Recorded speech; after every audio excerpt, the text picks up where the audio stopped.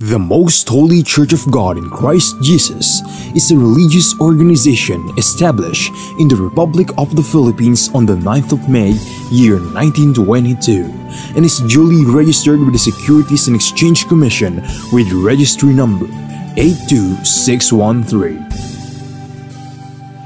Through faith in the truth revealed by the Holy Scriptures of the Bible, the administration as well as the entire brethren of the Church believe that it is the Most High God, the Lord Christ Jesus, who established the Most Holy Church for the sole purpose of proclaiming Him as the only one true God and Savior whom we should worship and serve with our whole lives, and that He is no other than the Lord Christ Jesus, who manifested in the flesh, and that the Most Holy Church of God in Christ Jesus is His chosen way for us to deliver from our sins and eternal damnation.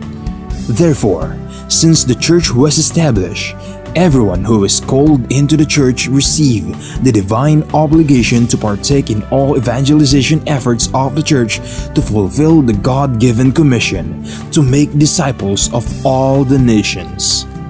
In that case, here is the vision and mission statement of the Church.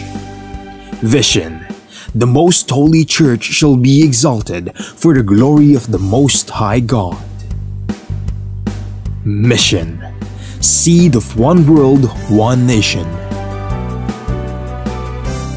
Core value: all members of the Most Holy Church are being taught and encouraged to live in agape.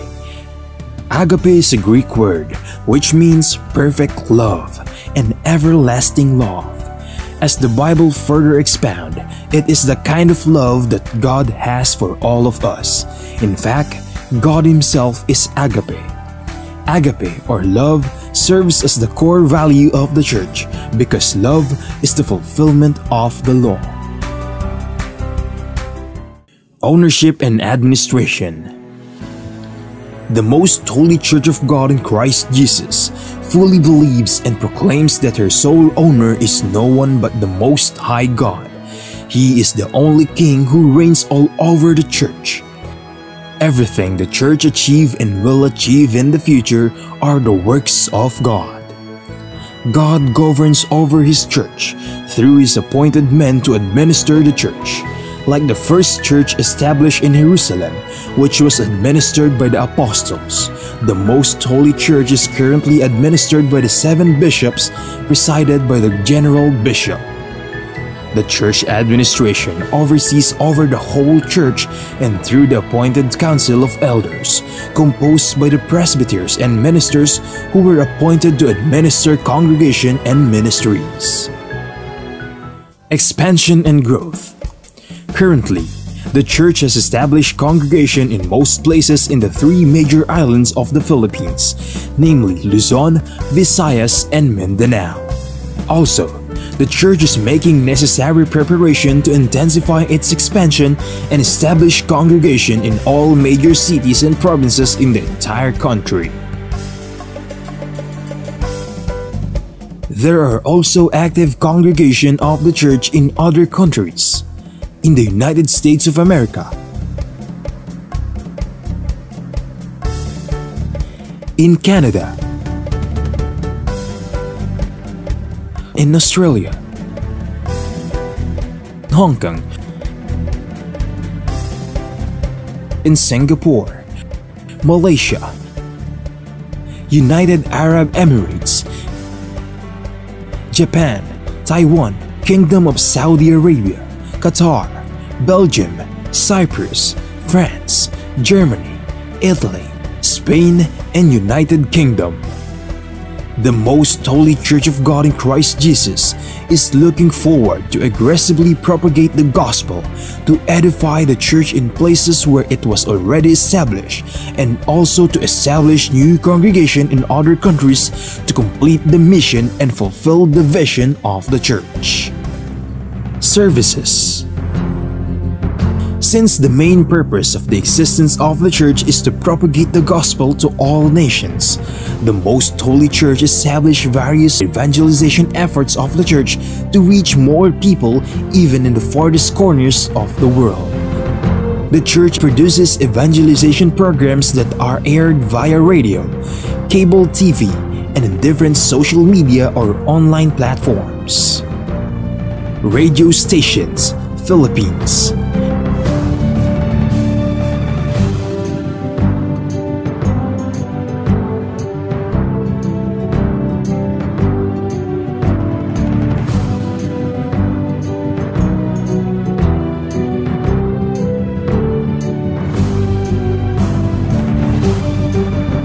Cable TV channels.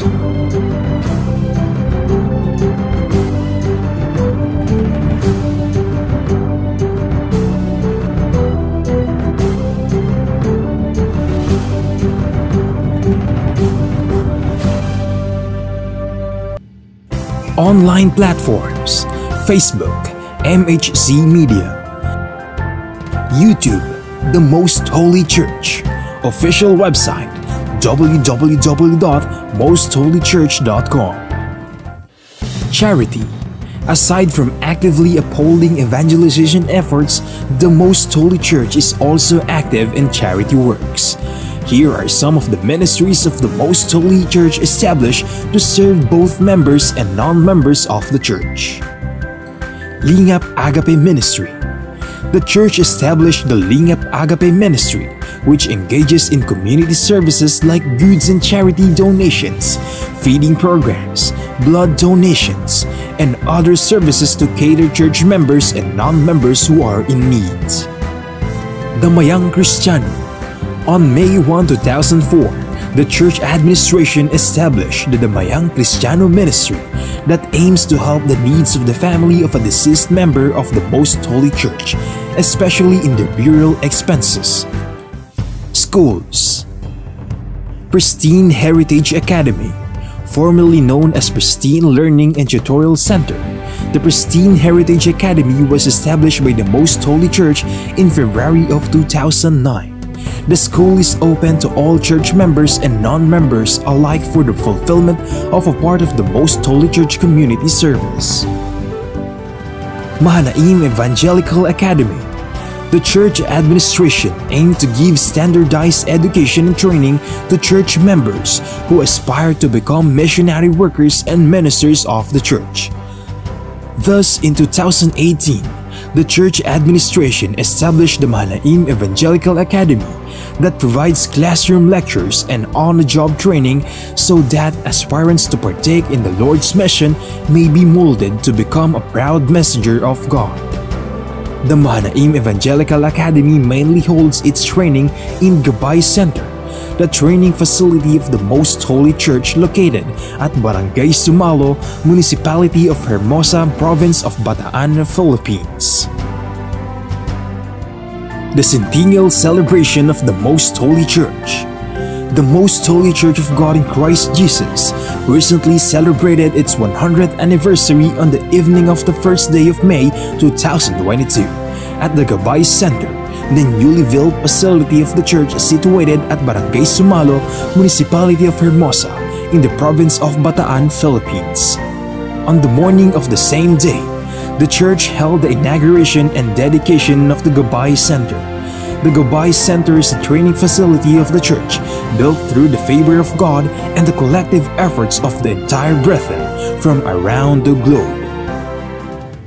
From the proud members of the church, we are inviting you to join us and be a member of the Most Holy Church of God in Christ Jesus, so that we may share the ever-abounding favor of God towards His beloved children. Please take time to listen to the preaching of all the topics composing the lessons of spiritual salvation, so that we may share to you the teachings and doctrines of the Most Holy Church, which are purely based on the Bible that will lead us to our soul's salvation.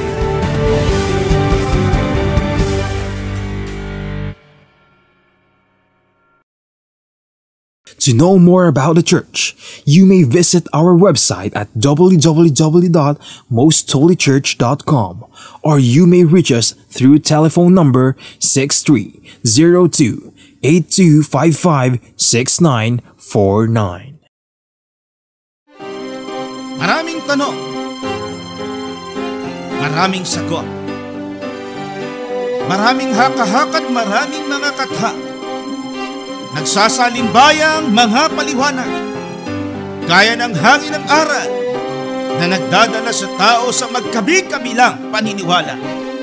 Ngunit, isa lamang ang dapat matanghal. Ang sagot ng Biblia.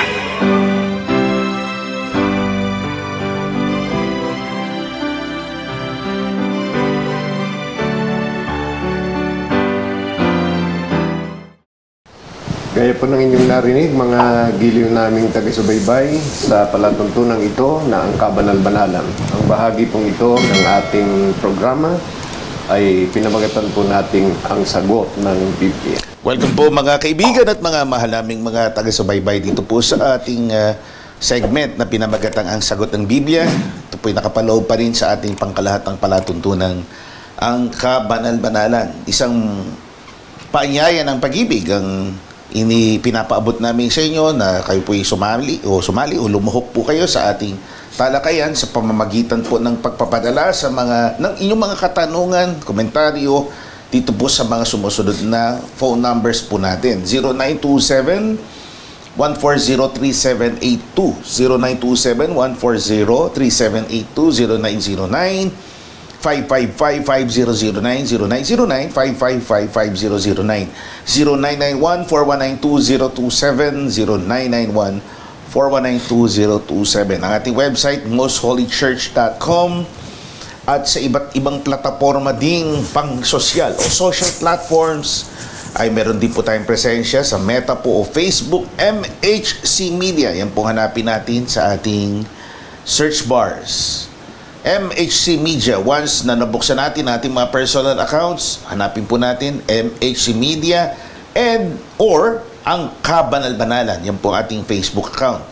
Sa YouTube naman, The Most Holy Church. The Most Holy Church.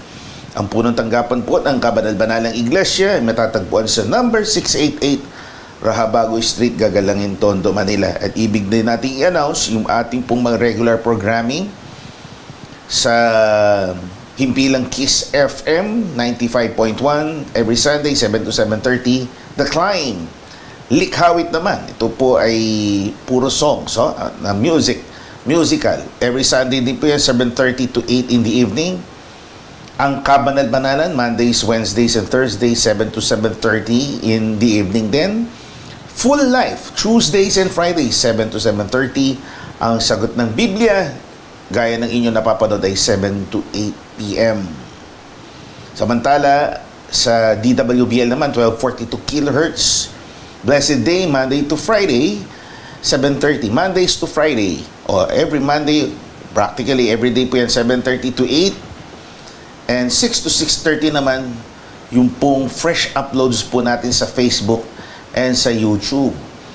Ang Sagot naman ng Biblia segment natin every Sunday, 4 to 5 in the afternoon.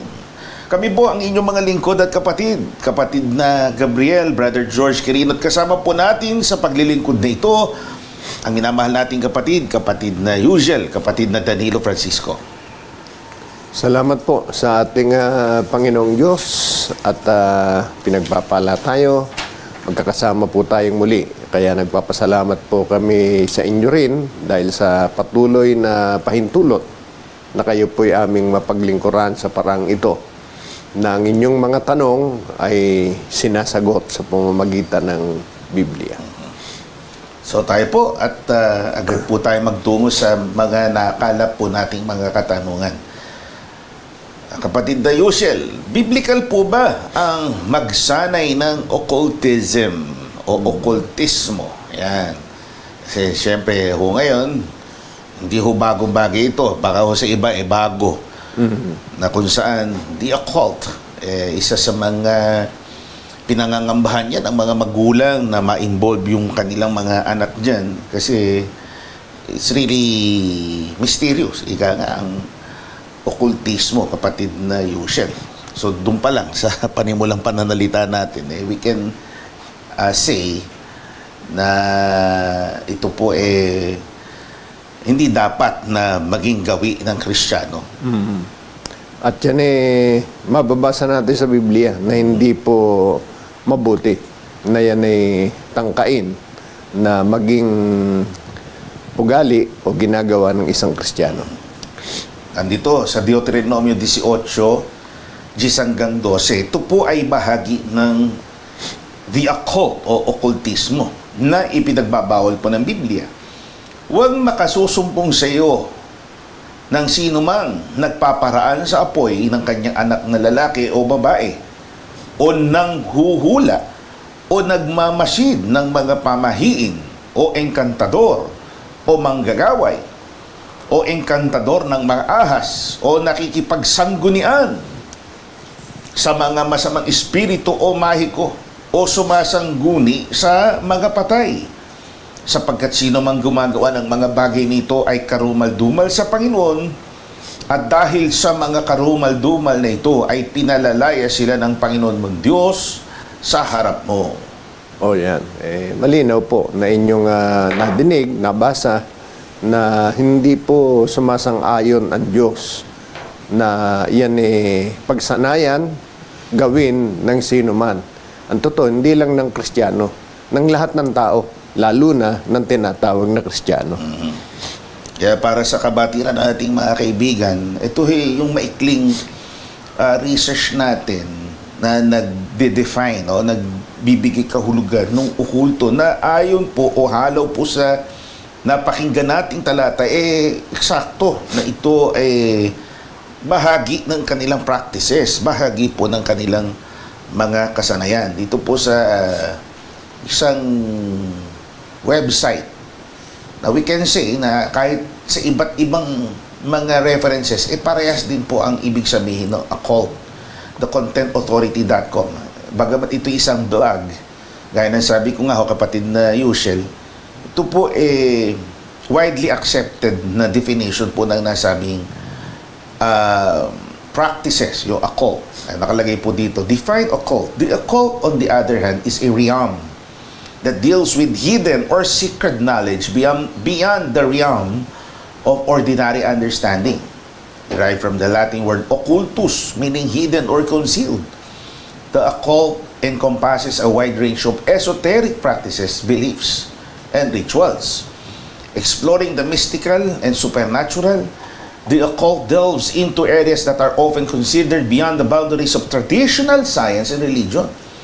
It encompasses practices such as divination, astrology, alchemy, spellcasting, and communication with spirits or other worldly entities. Ito po, kapatid na Yushel, yung kahulugan ng occult o occult practices na kung saan, kaya nga galing ito sa salitang Latin na natatago, itinatago.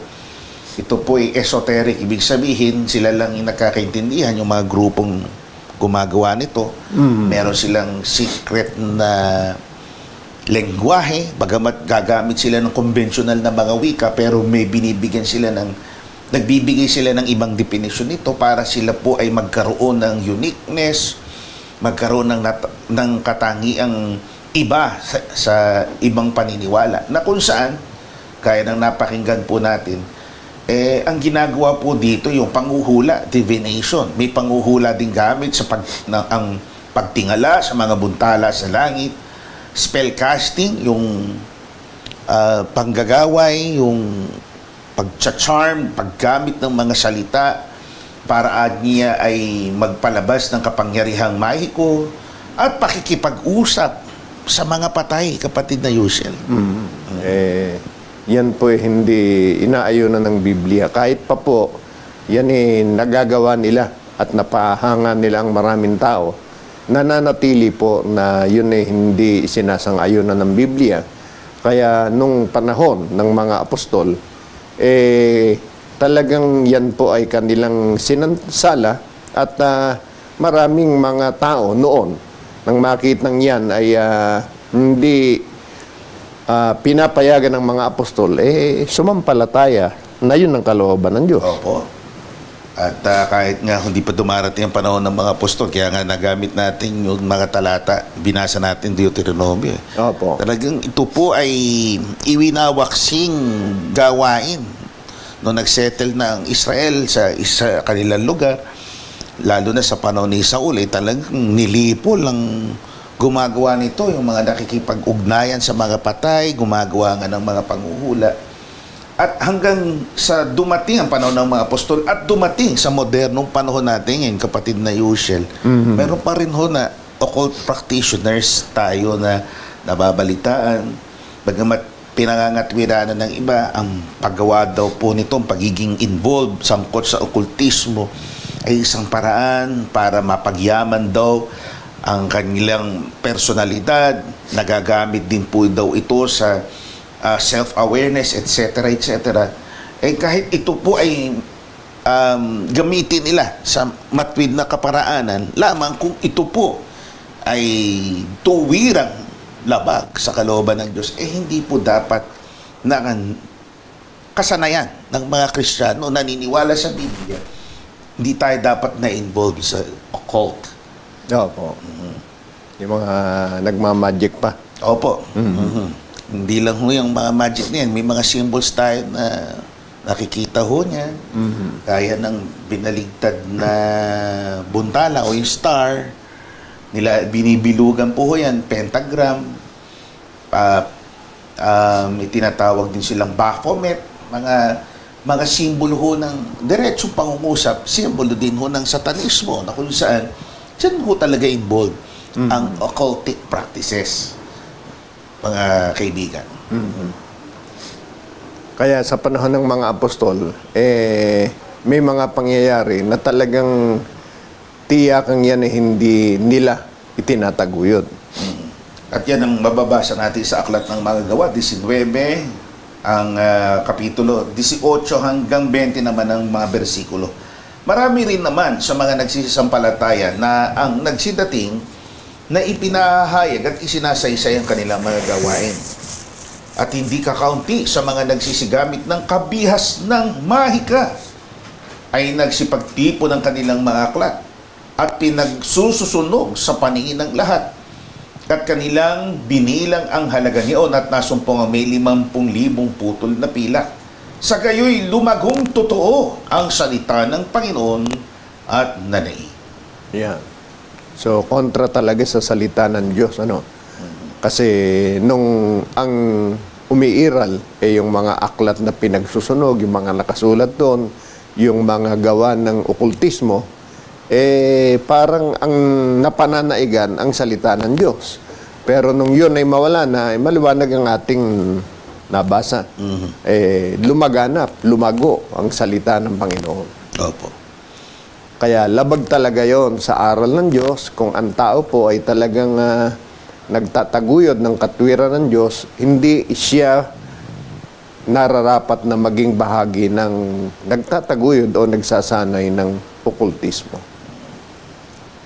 So, kasamang babala na po yan. Lalo ng mga bata, napaka-curious kasi yung occult, it offers a lot of things out sa curiosity ng mga bata, no, kapatid na Yusel, na masyadong exploratory, masyadong adventurous, na kung saan nahihikayat po sila sa mga ganitong bagay na hindi nila inaakala na ito po ay nakapipinsala, hindi lamang po sa napatunayan po yan sa siyensya, sa medisina, na may epekto rin po yan sa kaisipan ng tao.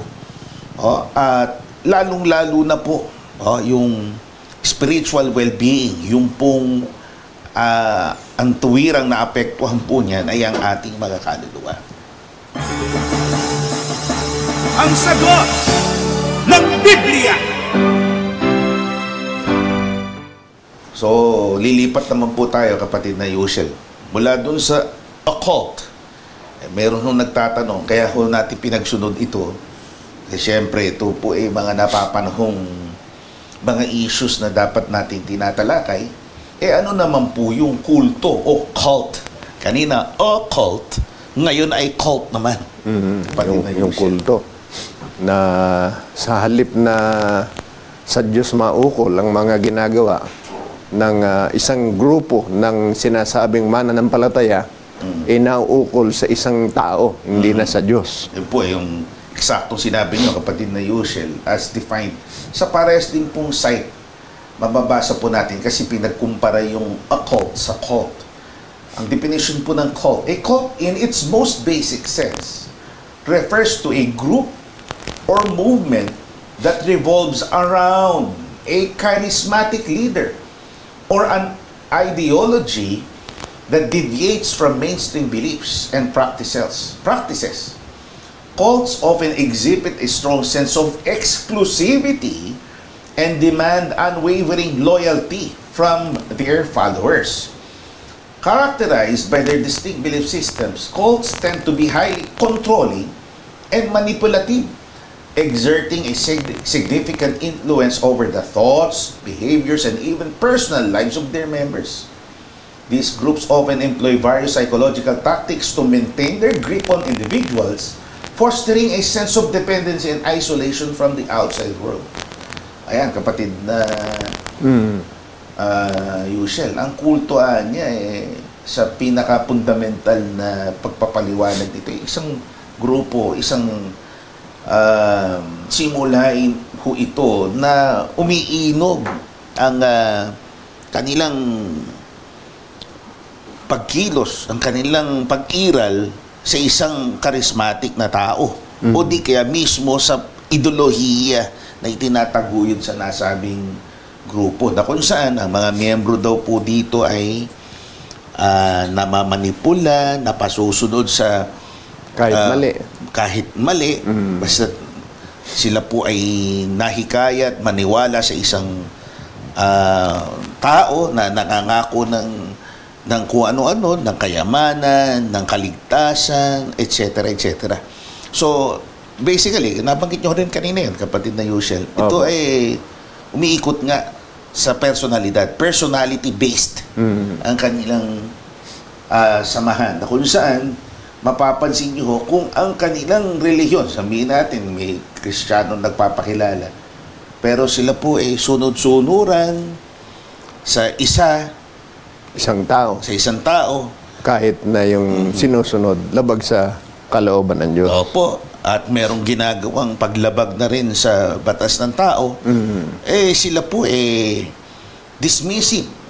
Sila po tumatanggi na ang mga bagay nito totoo kahit na meron nang naipepresentang mga ebidensya. Halimbawa, ang Estado may naipapakita ang mga prosecutors sa hudikatura. May mga ganyan nangyayari ngayon sa Pilipinas kung saan dahil nga personality-based na frustrate, napipigilan ang pagpapatupad ng batas.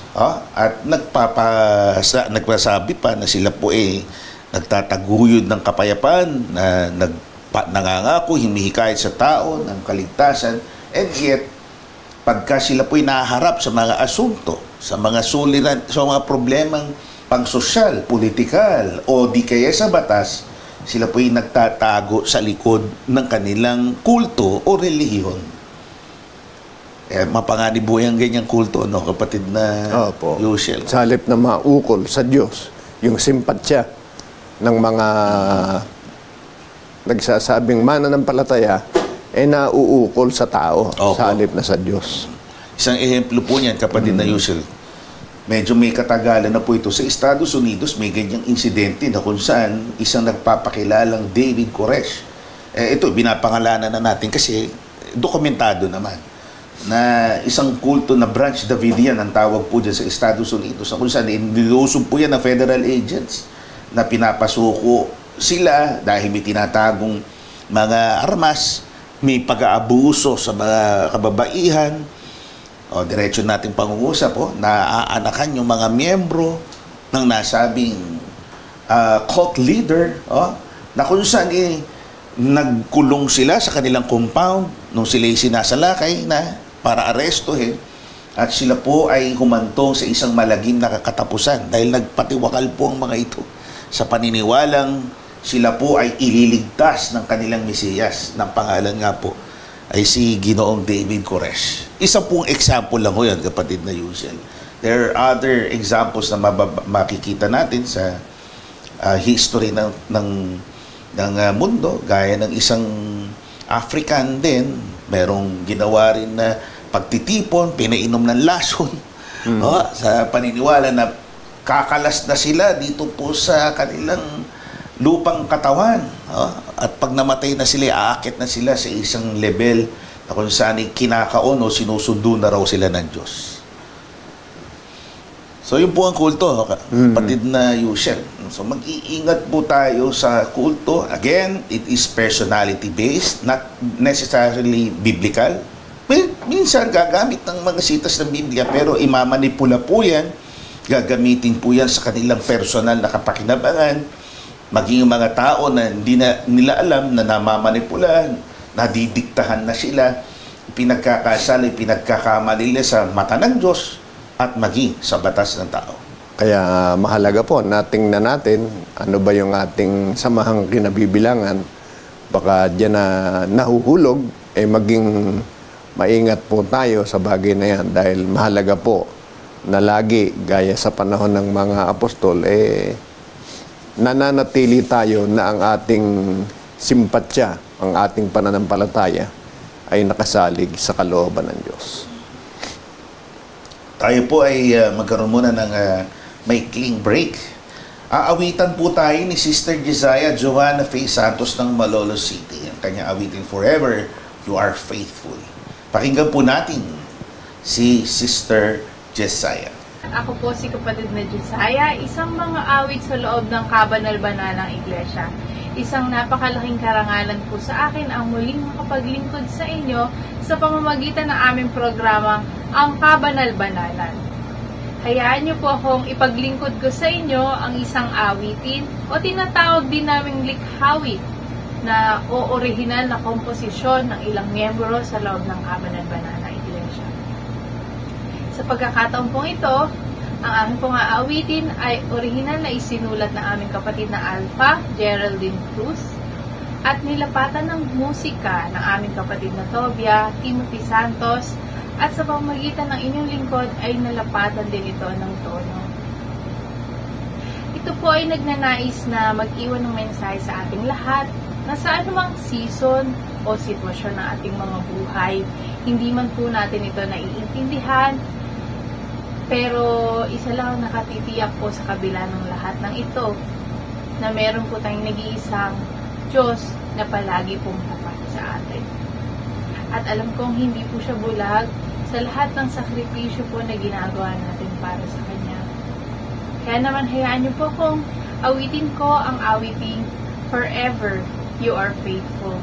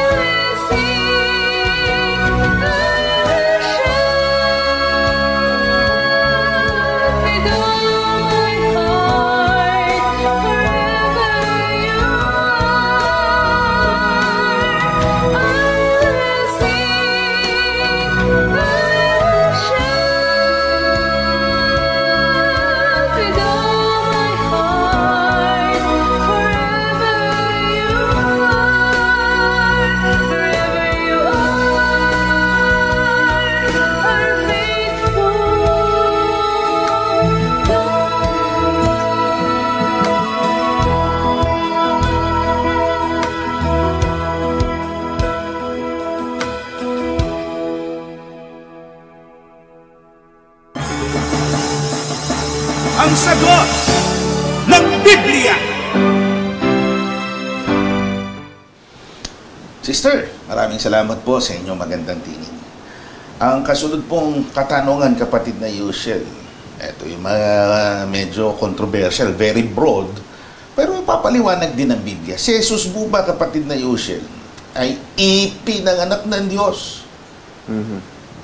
Opo, at mababasa naman sa Biblia yan. Kaya lang, iba sa pagpapanganak na gaya ng alam ng tao o nasa kaisipan ng tao. Ang Diyos po kasi ay talagang gumagamit ng mga salita na alam ng tao, pero ang kahulugan ay iba sa nalalaman ng tao. Kaya katulad po ng ating mababasa sa awit 2:7. Ito.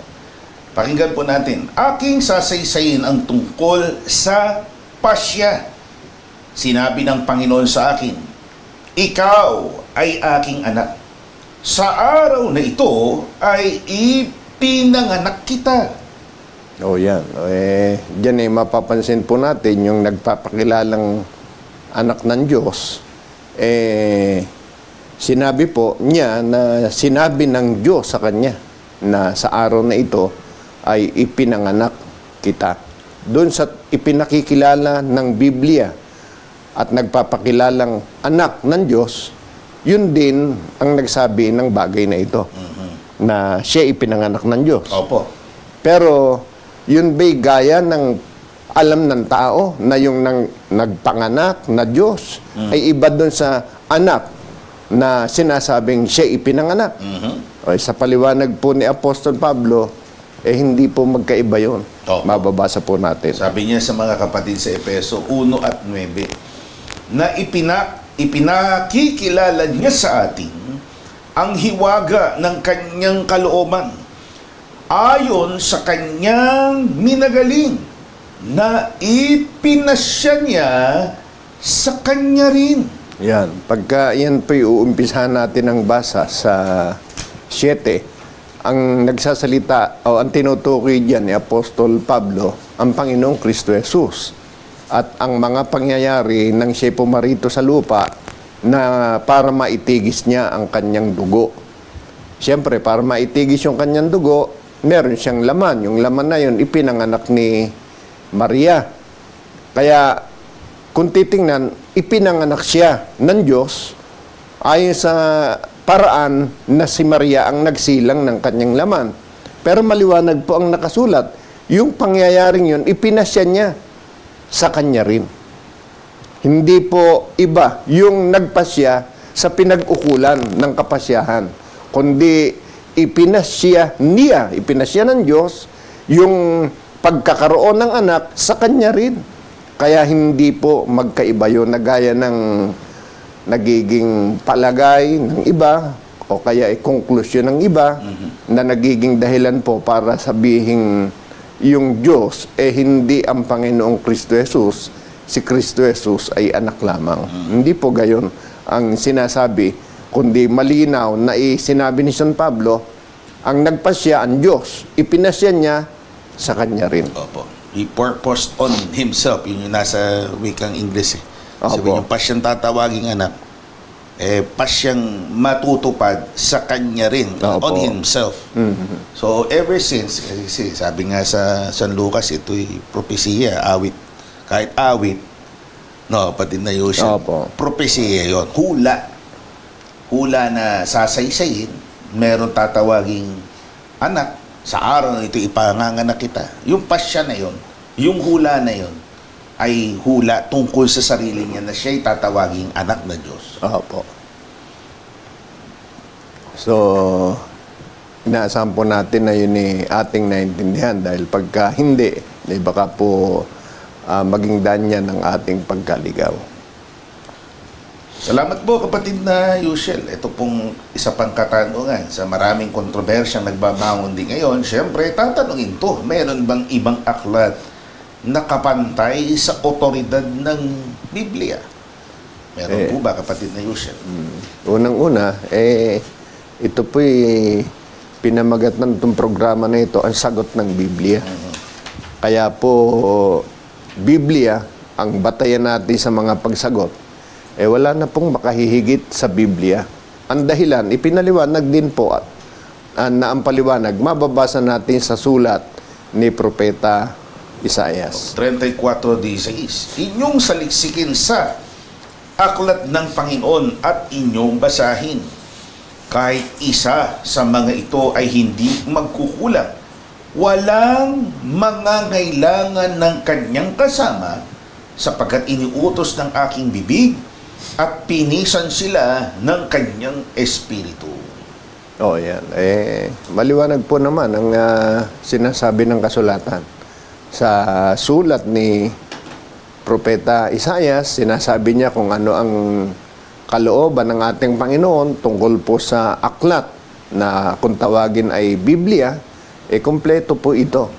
Walang kulang, lalong hindi kailangan ng kasama para sampalatayan na ng tao at matutunan ng tao kung ano ang mga kalooban ng Diyos. Kaya wala pong aklat na katulad nito. Wala ring makahihigit dito, kahit makapantay man lamang ay wala. Sabi ko kasi, aligasyon ng iba, merong isang ganyan samahang pangreliyon, merong second batch.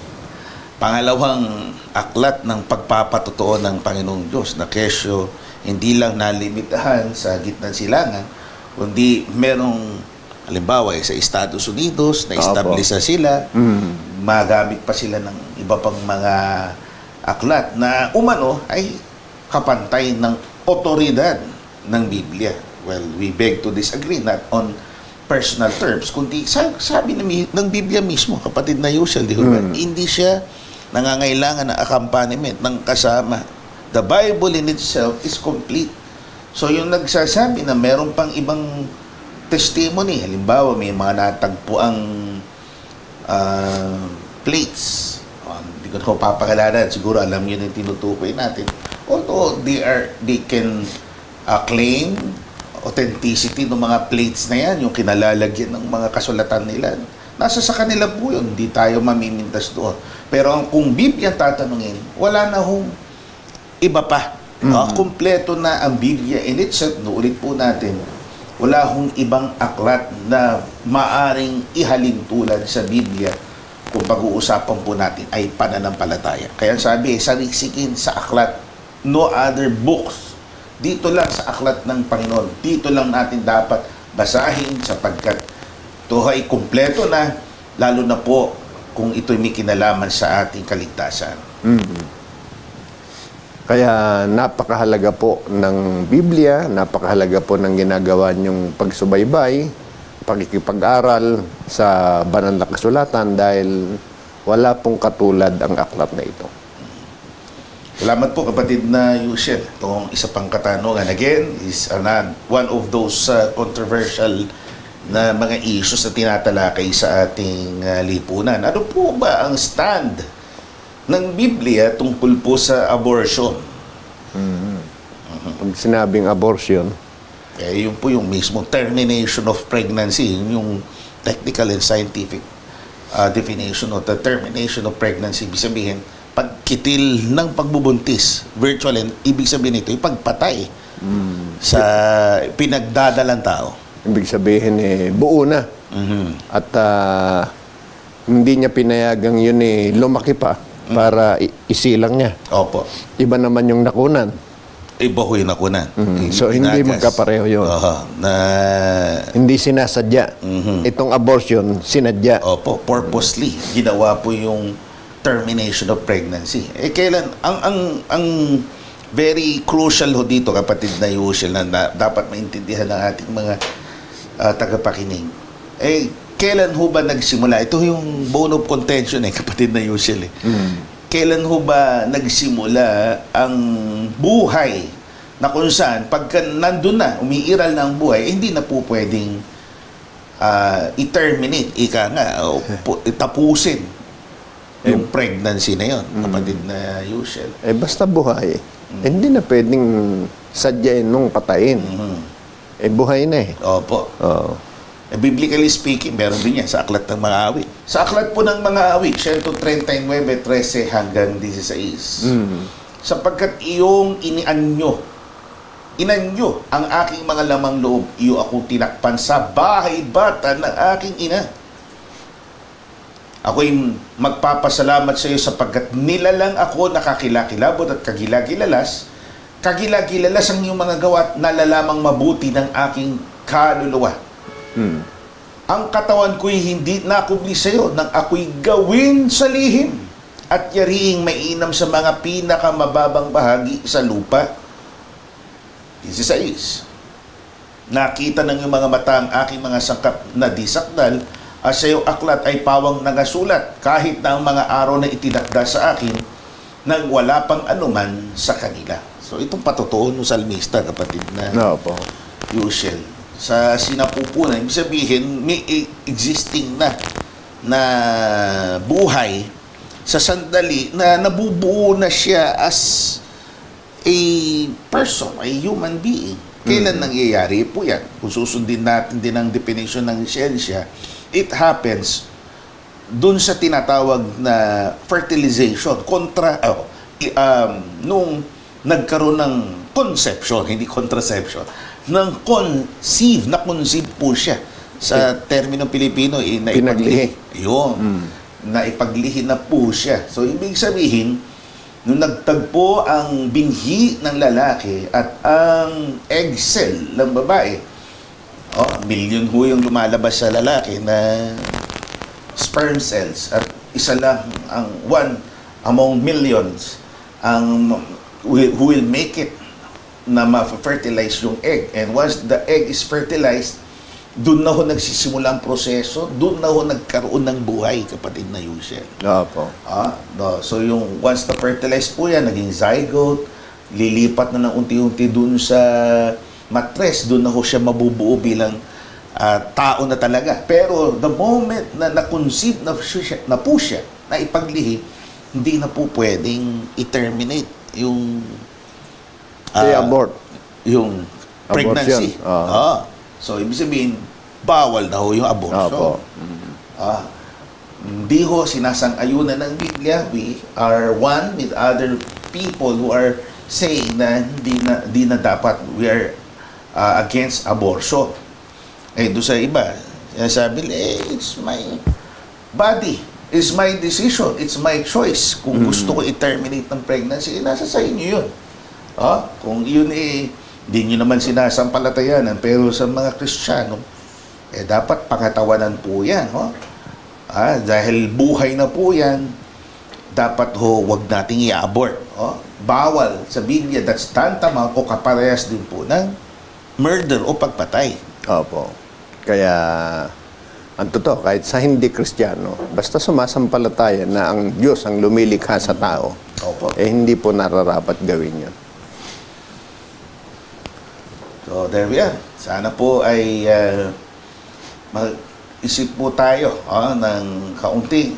Hindi natin sinasaklaw yung paniniwala na iba. Pero generally, sabi nga ng kapatid na Yushel, if we believe in God, believe in life, sundin natin.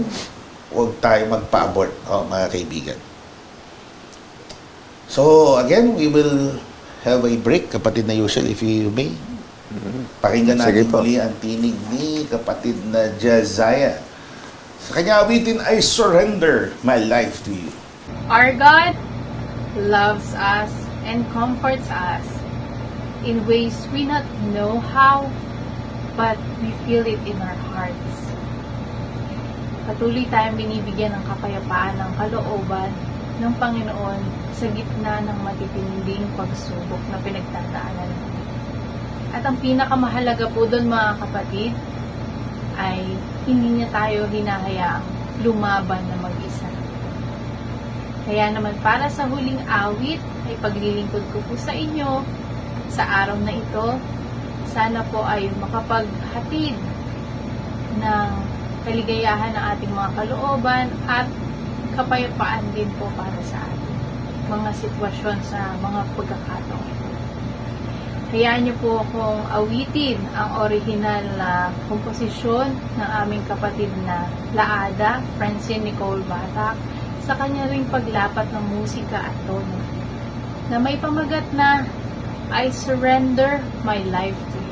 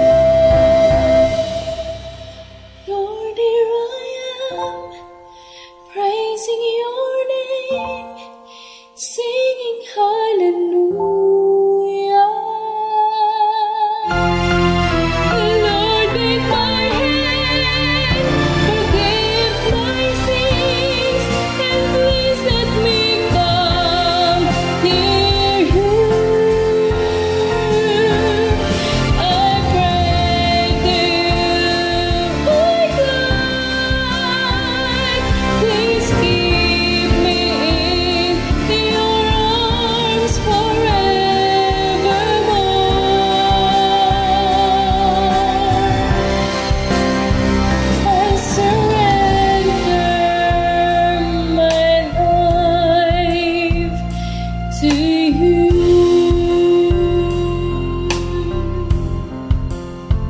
I surrender my life to you.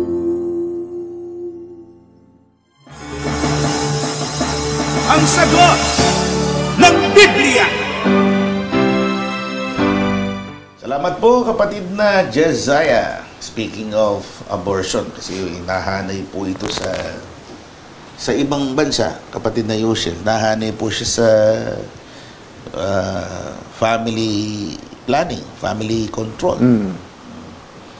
Saan ay paraan po yan para makontrol ang population ng isang nasyon para po sa pangkalahatang welfare o kapakanan nga ng nasabing mga bayan. Ngayon, ang tanong ho ang kasunod na tanong, hinggil sa abortion, now we are, bawal po ba ang contraceptives? Ayan. Ang contraception. Bawal po ba ang contraceptions? O yun po, kaya nga, contraception, ito yung paggamit ng mga gamot, paraan, upang hindi magkaroon ng conception. Hindi magkaroon ng paglilihi. Opo. Sa Biblia, wala naman tayong mababasang gayon na yaon ay pinagbabawal. Kaya, hindi po natin masasabing yun ay bawal. May nagpalagay. Opo. Dahil may insidente daw sa Biblia na kung saan yung ginawa ng isang karakter sa Biblia ay paraan, isang contraception na pinarusahan daw yung nasabing karakter, kapatid na Yushel. Ang tawag po dito sa mga practitioner sa population, coitus interruptus. Pinigilan, hindi pinahintulot yung kanyang semilya na pumasok sa kanyang asawa para magkaroon ng pagbubuntis. Basahin natin para makita natin yung kanilang pinagbabatayan. Ito po sa Genesis yan, mga kaibigan, 38:8 hanggang 10. At sinabi ni Huda kay Onan, sumiping ka sa asawa ng iyong kapatid at tuparin mo sa kanya ang tungkulin ng kapatid ng asawa at ipagbangon mo ng binhi ang iyong kapatid. At nalalaman ni Onan na hindi magiging kanya ang binhi at nangyari kapag kasisiping siya sa asawa ng kanyang kapatid ay pinatutulo niya sa lupa nang wag lamang niyang bigyan ng binhi ang kanyang kapatid. At ang bagay na ginawa niya ay masama sa paningin ng Panginoon at siya'y pinatay din naman. No, yan. Ang ipinagkasalan niya doon, yung hindi niya pagsunod sa utos. Opo. Dahil inutusan siya para doon sa kapakanan ng kanyang kapatid, hindi niya sinunod ang layunin na kung bakit pinagagawa sa kanya. Kasi yung kapatid niya namatay. Opo. Walang naging anak doon sa asawa niya. So, based on tradition, kapatid na Yushel, dapat yung kapatid niya na nabubuhay, ibabangon niya yung lahi, karangalan, yung lahi ng kanyang kuya niya siguro ito ni Onan, sa pamamagitan ng pagsiping dun sa kanyang na byuda. Siya ho ang magbabangon bilang asawa ng kanyang namatay na kapatid.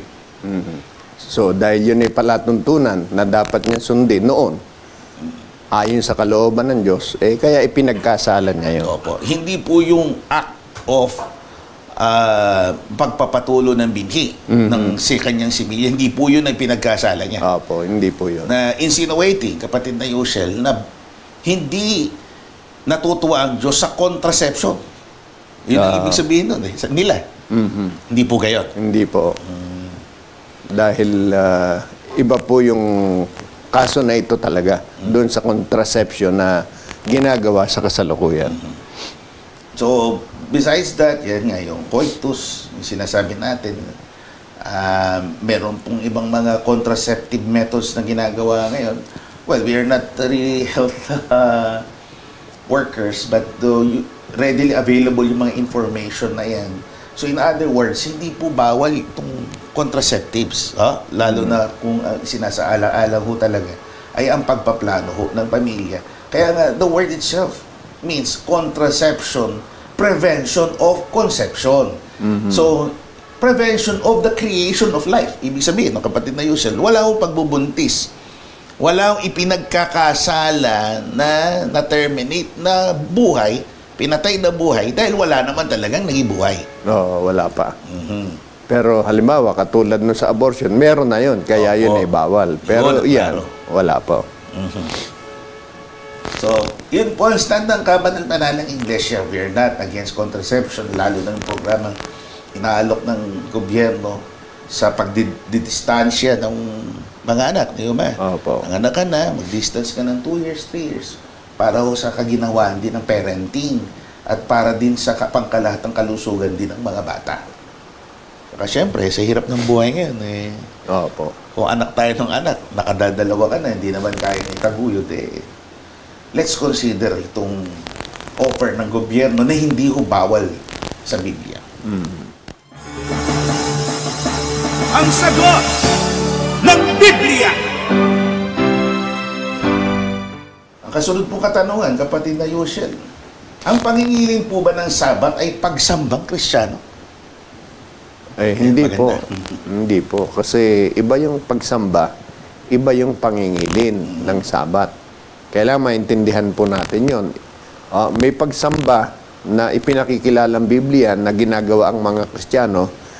Meron namang pangingilin ng Sabat na ginagawa noon sa bayang Israel. Magkaiba po yun. Ano ang pagkakaiba? Ang pangingilin ng Sabat, kung paano po ginagawa, basahin natin. Narito po sa Exodo 35 at 2. 6 na araw na gagawa. Datapwat ang ika-7 araw ay ipangingilin ninyo isang Sabat na takdang kapahingahan sa Panginoon. Sino mang gumawa ng anumang gawa sa araw na yan ay papatayin. Ayan, yan ang pangingilin ng Sabat. Pagka meron kang ginawa ng anumang gawa, papatayin ka. So, tandaan po ninyo, yan ang batas na pangingilin ng Sabat. Iba po yung pagsamba. Ang pagsamba, lalo na pagsambang Kristiyano, mababasa natin, merong ginagawa sa unang Korinto 14:26. Ano nga ito, mga kapatid, pagka kayo nagkakatipon? Ayan, ang bawat isa sa inyo'y may isang awit, may isang aral, may isang pahayag, may wika, may isang pagpapaliwanag.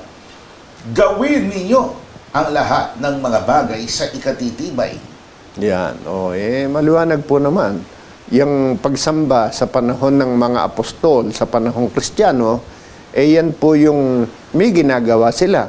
Merong nag-aawitan sila, nakikinig sila ng aral, may nagpapahayag, may mga pagpapaliwanag, at yun ay naglalayo ng para sa ikatitibay nila. So, ibang-iba po yan. Yung pagsambang Kristiyano sa pangingilin ng Sabat. Kaya kung sasabihin ng iba, ang pagsamba dapat hindi Linggo, kundi Sabado. Kasi ang pangingilin daw, Sabat, iba po yung pangilin, iba yung pagsamba. Ngayon, tungkol sa araw ng pagsamba, kahit po Sabado, kahit Linggo, kahit Lunes, Martes, pwede po yun. Ang mga apostol nga po, araw-araw, nagkakatipon sila, sumasamba. Opo. Ano ang dahilan nun? Ano ang batayan ng kanilang madalas na pagkakatipon? Biblical din po yun. Galatia 3:15. Mga kapatid, nagsasalita ko ayon sa kaugalian ng mga tao. Bagamat ang pakikipagtipan, pagditipon, ay gawa lamang ng tao, gayon may pagkapinagtibay. Sino man ay hindi makapagpapawalang kabuluhan o makapagdaragdag man. Yan yung pakikipagtipan sa Diyos. Yun yung pagtitipon ng mga kapatid para sumamba sa Diyos. Sino nagpapatibay niyan? Yung mga nangangasiwa sa iglesia, kung anong araw pagtibayin, ay maliwanag po nakasulat. Hindi pwedeng pawalang kabuluhan ng sino man. Kaya kung halimbawa, ang nangangasiwa, sa kalipunan ng mga Kristiyano, nagpatibay araw ng linggo, tulad sa panahon ng mga apostol, o kaya ibang araw, o kaya araw-araw, susunod lang po tayo. Kasi yun ang napagtibay. Hindi ho pwedeng itakda natin yung hindi naman napagtibay sa pangangasiwa sa panahong Kristiyano. So, wag sana tayong matatali dun sa paniniwala na ang Sabat araw ng pagsamba. Pwede rin gawing pagsamba. Opo. Pero sabihin, kaya takda yan. Yan yung ever since na binigay na kautusan sa Israel. Opo. Araw ng Sabat, dapat sumasamba ka. Hindi po ganun ang kayusan eh. Opo. Nakalagay nga ho dun, bawal pag may ginawa ka, hindi ka nagpahinga, may penalty pa nga kung kamatayan. Kaya nga po kung iyan magiging talaga, kung yung nagtataguyod niyang pangingili ng Sabat hanggang ngayon, totoong sumusunod sa kautusan ng Sabat, ang alam ko po, yung mga nagpapahayag niyan, may ospital. Di pagka yung mga pasyente nila, hindi nila gagamutin pag araw ng Sabado. Hindi ba sila nag-ooperate pagka Sabado? Tuloy-tuloy yung operasyon ng mga ospital po nila. Yan. Meron kuminsan may mga talyer sila.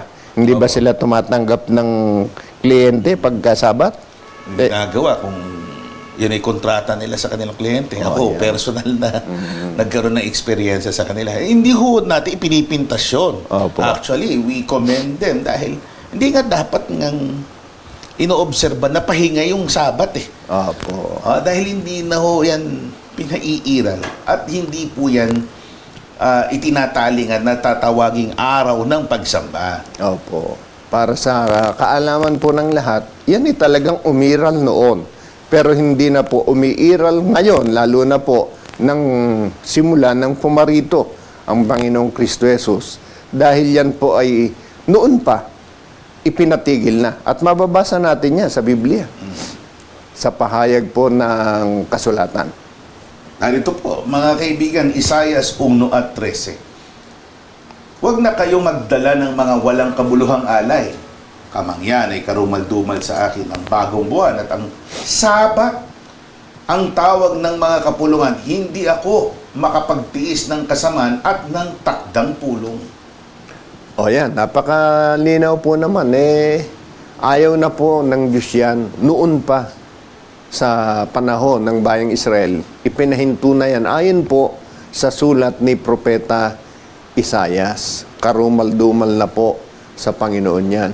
Kaya pagka po yan ipipilit pa rin natin hanggang ngayon, ano kaya tawag sa atin pagka gayon? Siyempre, defiant tayo. Pasaway.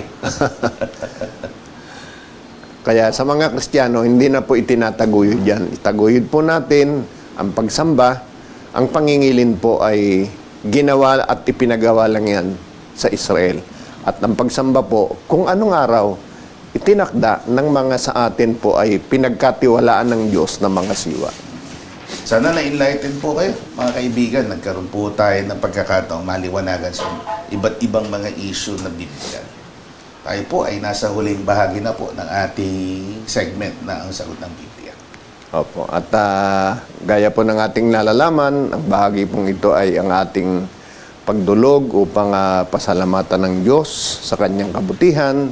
Gayon din naman upang ilapit sa kanyang ating mga kapatid, ang mga kaibigan, maging kayo po na mga sumusubaybay sa amin sa programang ito, na dumadaan sa iba't ibang sitwasyon na nais nating ipagkatiwala sa ating Panginoon. Tayo po ay manalangin. Aba, manaming hari, pinakamakapangyarihan ka sa lahat, maraming salamat sa iyo, ginabayan mo po kami, pinayagang makapaglingkod sa ganitong paraan sa mga sumusubaybay sa amin. Sumasampalataya kami, ikaw ang nagpala nito sa aming lahat, lalo na po sa kanila. At papayagan mo po na ito ay kanilang masampalatayanan upang sa tamang panahon, makasama namin sila sa matuwid na paglilingkod sa iyo. Amen. Nakikiusap lamang kami, patuloy mo silang gawaran ng iyong mga paglingat. Tulungan mo sila sa mga pakikinig na kanilang ginagawa. Patuloy nilang maunawa ng iyong kalooban. Kung nakakaranas po sila ng mga suliranin sa buhay na ito, Ama naming Diyos. Patatagin mo ang kanilang mga kalooban at ituro mo sa kanila ang mga solusyon. Kung maaari ay kumasangkapan ka nang sa kanila ay mga katutulong at ang iba naman ay suguan mo ng mga manggagamot na makalulunas dahil sa kanilang mga karamdaman. Amen. Huwag lamang silang mawawala ng pag-asa. Ang iba naman na nagsisikap na makapagpatuloy sa paglilingkod sa iyo kahit na nasa katandaan, gawaran mo po sila ng tibay ng kalooban at alalahanin ang mga taon na ipinaglingkod nila sa iyo upang ang kaaliwan sa mga gawang kabanalan ay huwag mawalay sa kanilang kalooban. Amen. Sumasampalataya kaming pinagpapala mo rin ang tagapangasiwa ng bayang ito. Ikaw ang laging gagabay sa kanya upang maihatid kami sa lalong matagumpay na mga paggawa at paglilingkod sa iyong pangalan. Amen. Pinasasalamatan ka namin sa iyong pangalang Kristo Jesus, aming Diyos at aming tagapagligtas. Amen. Maraming salamat po mga kaibigan at mahal naming mga taga-subaybay sa inyong patuloy na pagtangkilik at pakikinig, panonood nitong ating segment at ang ating palatuntunan ang kabanal-banalan. Muli po namin kayong inaanyaya sa susunod pong linggo sa ganito ring oras at istasyon sa parehas ring social platforms. Kami po ang inyong mga lingkod at kapatid na Gabriel. At kapatid na Yusiel. Ang panalangin po naming magkakapatid sa kabanal-banalang Iglesia ng Diyos kay Kristo Jesus ay Kapwa nawa tayo bantayan ng Panginoon sa ating paghihiwalay. Mispa.